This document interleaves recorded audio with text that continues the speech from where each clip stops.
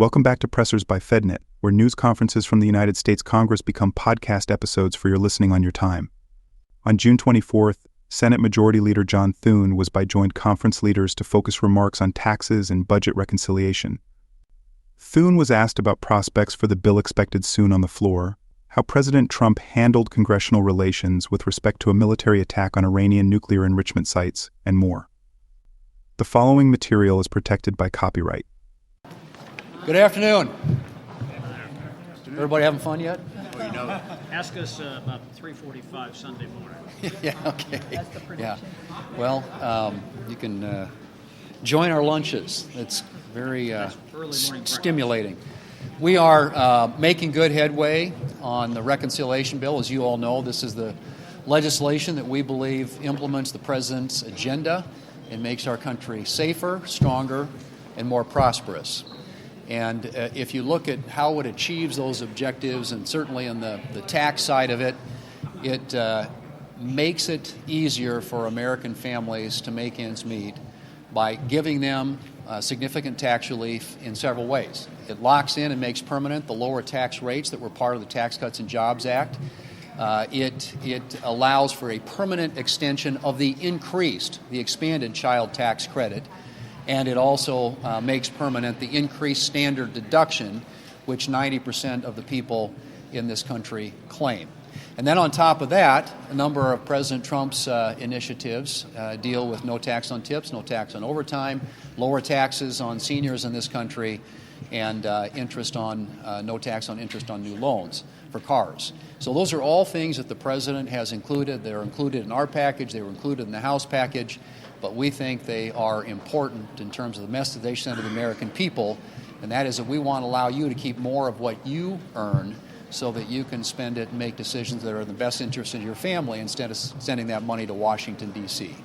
Couple that with what it does in modernizing our military, making the country safer, what it does with respect to securing our border, and making our country more secure that way. These are all important aspects and components of the reconciliation legislation that's in front of us. And we feel very good about the path that we're on and getting this across the finish line by the end of the week. So with that, I will yield to our whip, Senator Barrasso. Well, Republicans were elected to provide safety and prosperity for the American people. Democrats lost the last election because they were the party of high prices and open borders. The sooner we can pass this comprehensive economic plan, the sooner the American people will see the benefits that will come from this legislation. The leaders just talked about a number of those things. Higher wages, lower prices, lower taxes, no tax on tips, no tax on overtime, lower taxes on our seniors. All of these things are critically important. Now, the Democrats have said they're going to do everything they can to defeat this bill. If that happens, the American people will see the largest tax increase in the history of this country. We cannot allow that to happen. I said it before, the Democrats are also the party of historically high taxes. We're there to provide safety, security, and prosperity for the American people. We're ready to get America back on track. I really do think this will be an historic week because of what's going to happen with the American family, whether it's keeping taxes low, as we did in 2017, keeping those, whether it's the child tax credit, making it permanent, which will give families a lot of reassurance as they move into paying their taxes. We also create a savings account for every child born in this country. Now, we talk about, some of our, let's say, Social Security that's supposed to be in 2023 or 2033 have some difficulties, a lot of difficulties. What if we start saving? We have that savings account beginning the day you're born. That's going to be really, I think, wonderful for families all across the country. Helps with adoptions. This is a family bill. This is a family bill from beginning to end. The small business tax credits that are in here are going to be made permanent. Secretary Bessent believes, he said this to us today, as I believe, that this will be the biggest growth portion of the bill that will lead to a lot of capital expenditures, more people working at higher wages. One other aspect of the bill, of course, is the border security bill part. This is very important. I was privileged on Monday to host Secretary Kristi Noem to come to Harpers Ferry, West Virginia, where we have the Advanced Training Center for our Border Patrol agents, where we're train over 16,000 a year to meet the challenges on our southern and our northern borders. And she talked a lot about the progress that the president has made in terms of border security. But without this bill, that progress would be stopped in its tracks. We need to move forward with border security to make sure that we're safer, but also those agents that we're training and the advanced training they're receiving in Harpers Ferry, West Virginia at the Advanced Training Center makes their job safe and the service they're doing for this country much appreciated. Thanks. Thanks, Shelley. Leader Thode, do you expect, even if the bill is going to pass, that you at least have 2 to 3 members on your side who would vote no? Could be. Why? Why? Well, we've got a lot of very independent thinking senators and who have, reasons and things that they'd like to have in this bill that would, in their view, make it stronger. But at the end of the day, this is a process whereby not everybody's going to get what they want. And we have to get to 51 in the United States Senate. We are moving toward that objective. I'm hopeful at the end that we'll have the requisite number of votes to pass it. And we just had Secretary Besson, as I know heard from, come in and speak to us about why it's important to get the bill done and why it's important that we get it done in a timely way.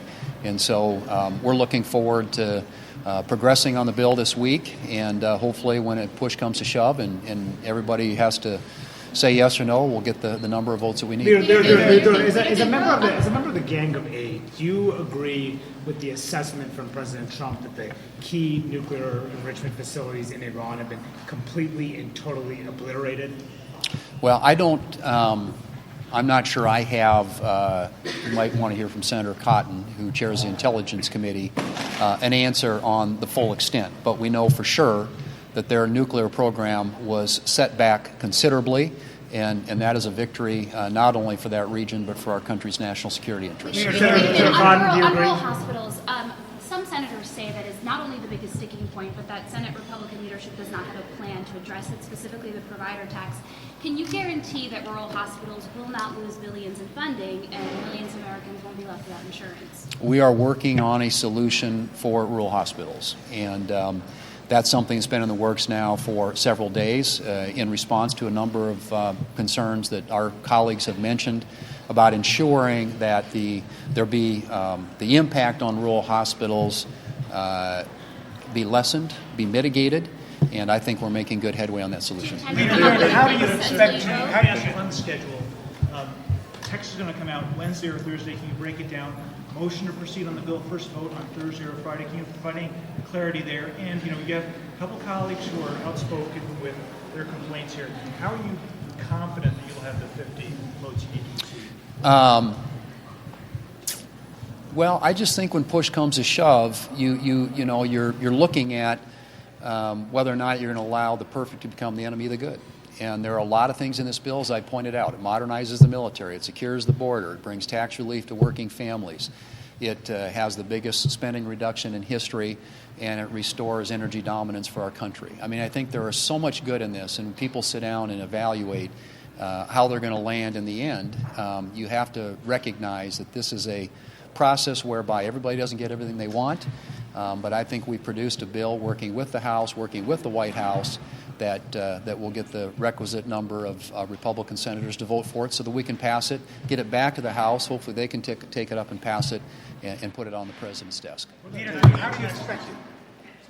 Budget Committee Ranking Member Jeff Merkley joined Minority Leader Chuck Schumer some time later.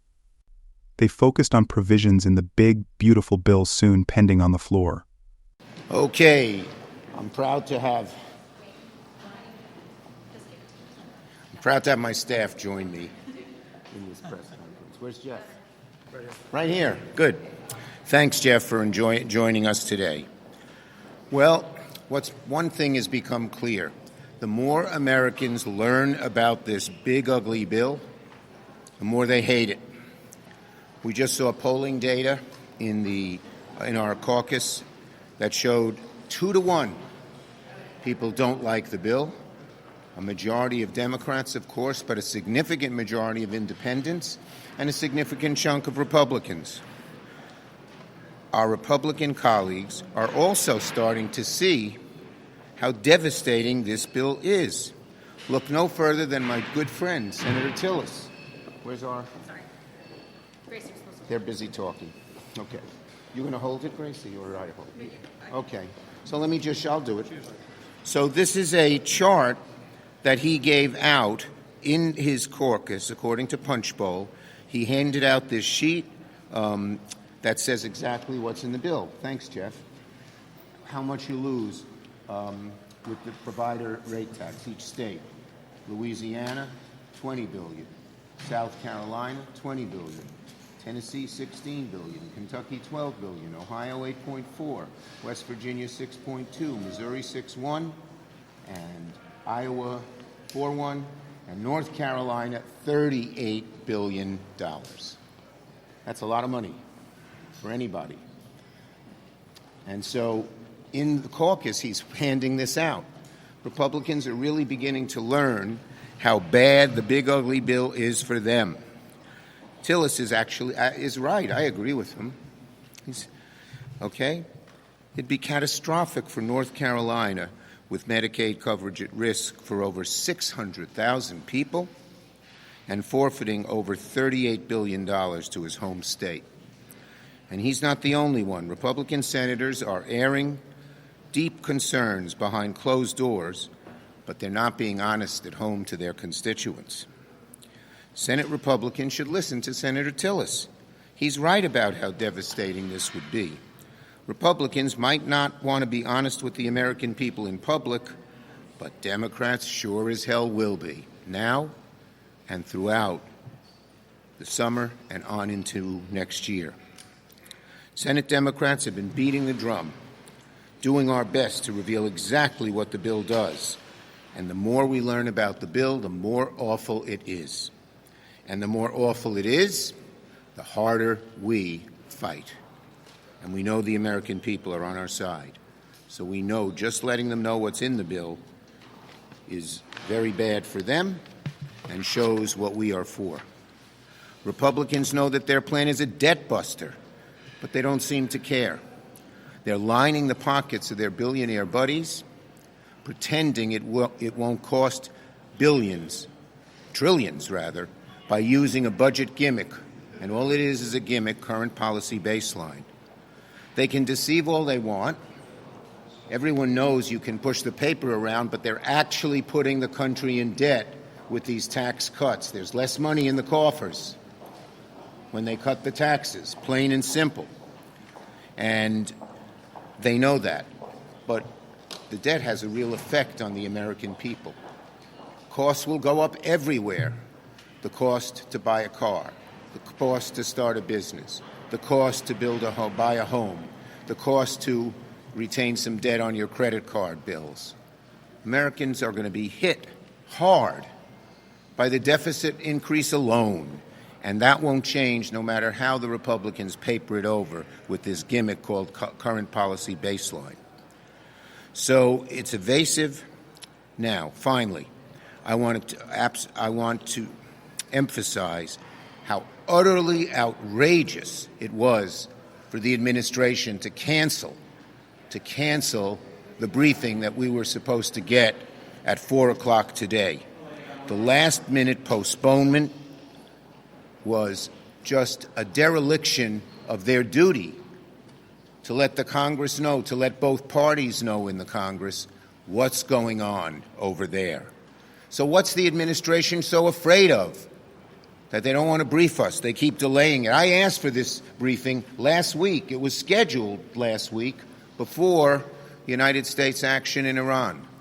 And here, all of a sudden, they cancel it. Now, they say they want to wait to have Rubio and Hegseth there. Rubio and Hegseth were never scheduled. And frankly, they want to do that Thursday. That's fine, but it should not be a substitute for this serious briefing, but in addition. And we know what will happen. Hegseth and even Rubio will give us a lot of happy talk, but not the sinew, the details that we need. The people coming today, including Major General Kane, He's known as a straight shooter, would have given us the details we need to know. So we don't need some canned talk points for Pete Hegseth to roll out. If Secretaries and Rubio, as I said, want to come, that's fine. But what happened today was obstruction that undermines the very principles of democracy. Okay? Where is Leader Thune and the Republicans? Why are they not defending the very right and obligation of senators, both Democrat and Republican, to be informed? What the heck is going on? They are just out of control, violating every precept, every principle, every law, unlike any other administration in American history. Senator Merkley. You're on this side. I keep moving around. Well, let's talk about debt. The Republicans have become the kings of deficit and debt creation. Afghanistan war, Iraq war, the Bush tax cuts, the Trump 1 tax cuts, now the Trump 2 tax cuts. But it's not just legislation in which they have driven up the deficits and the debt. It's also by modifying and undermining the structure of the process that was designed to control debt, specifically the 1974 Budget and Impoundment Act. It was 2 decades and 2 years after that bill passed, Republicans said, well, this bill, it was only for deficit reduction, but we're going to use it for tax cuts that drive up the deficit. Well, that was huge damage to the ability of Congress to make sure that we had a special pathway for reducing deficits. Instead, they turned it into a pathway for increasing them, and increasing them massively.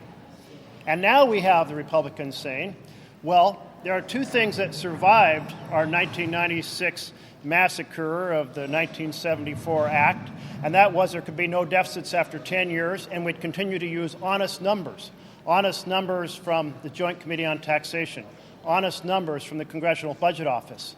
But now, the Republicans in the Senate are saying, let's get rid of both of those forms of discipline as well.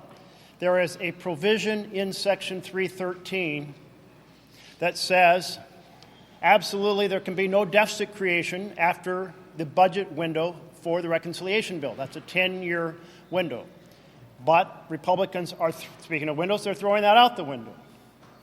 And the process was designed to create this new organization, Congressional Budget Office, to give us honest numbers. Quit lying to ourselves. Quit lying to the American people about what things cost. Get rid of the smoke and mirrors. That was a form of discipline that is also being thrown out with this so-called current policy baseline. Now, that strategy, invented out of thin air by the Republicans, comes from Section 312. So I just want to encourage you all to be a little bit educated about Section 312. This is the history of Section 312. One good turn deserves another. Oh, there we go. Thank you very much. Section 312 has always been used only on a bipartisan basis. Section 312 has only been used on very narrow provisions. Section 312 has always been resolved in that bipartisan way to resolve a small ambiguity. And it has never, ever been used in reconciliation because 312 wasn't about reconciliation. Section 313 is about reconciliation. Thank you very much. My you pleasure, Jeff. You do that really well. And so let's turn to Section 313. And what does it say? It has 5 provisions that say, or 5 elements that say, look at each provision and find out how much it changes revenue or how much it changes costs. This is the 313. I've circled a whole bunch of things here. It says, check this provision. In other words, check what the law, proposed law is, each provision, find out how much it costs or how much revenue it produces or decreases. And how do you do that? You say, here's the provision versus if the provision wasn't there. What is that? That is a comparison to current law. So let me be absolutely clear. Section 312 has no role in reconciliation. It's being used completely out of place, and it's inherently inconsistent. Let me give you 2 examples.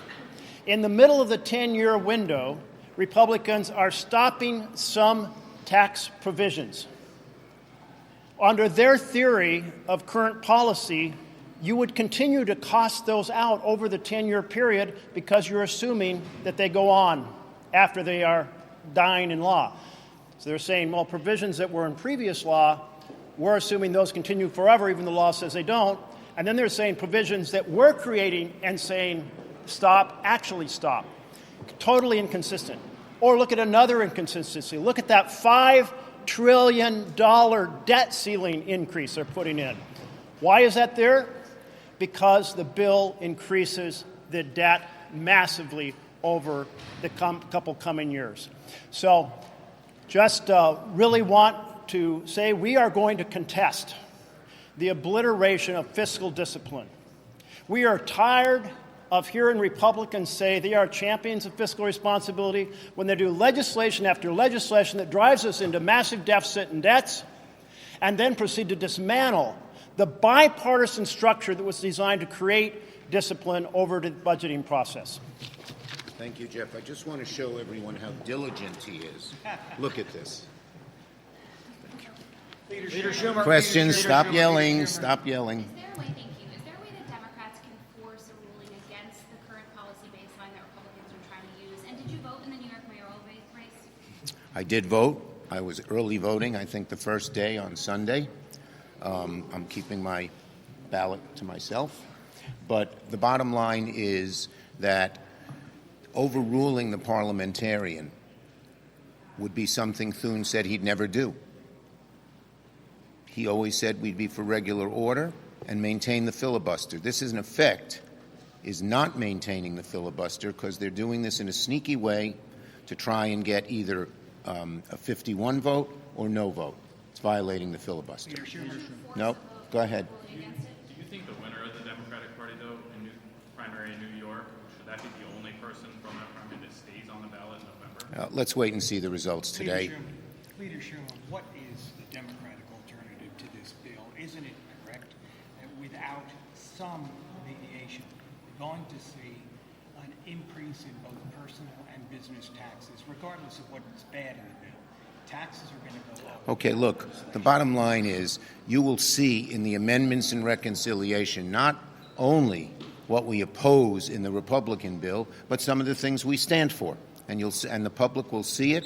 We just welcome the contrast that this reconciliation bill brings between what the Democrats stand for and what the Republicans stand for. Leader Schumer, okay? You tried to get something moved last fall on AI. There's a major AI provision in this bill, the 10-year moratorium. Is that a good idea to delay that for such a long period of time? Well, what happened in the moratorium is they withdrew the entire national moratorium. They put some strings attached to it. There's a great dispute as to what those strings mean. Senator Cantwell feels they mean one thing, and Senator Thune thinks they mean another. Okay? Last one, yes, Bolton. You know, if there are amendments to make this bill better on Medicaid, reduce the size of the cuts, would Democrats support it to make the bill less bad? Look, there's so much bad in the bill. It's as bad as the Medicaid is. There are so many other things we oppose. Tax cuts for billionaires, as you've heard from us many times. So I don't think that would happen. Thank you. We always, of course, we will support. We're going to see, we'll have amendments to change the Medicare provisions, and we'll see how Republicans, who have always said they don't like this vote. Let me just say one other thing. Rural hospitals get clobbered. This little fund to help reimburse rural hospitals is just a fraud. There won't be even close to enough money to probably reimburse rural hospitals in any of the larger states. Thank you. This program is copyrighted by Federal Network, Incorporated, and provided only for informational and educational purposes. Unauthorized reproduction, distribution, or use of this episode without expressed written permission from FedNet is prohibited. Thanks for listening to this FedNet podcast. Be sure to watch the expected round-the-clock action on the budget bill on our YouTube channel at FedNet TV as soon as Thursday.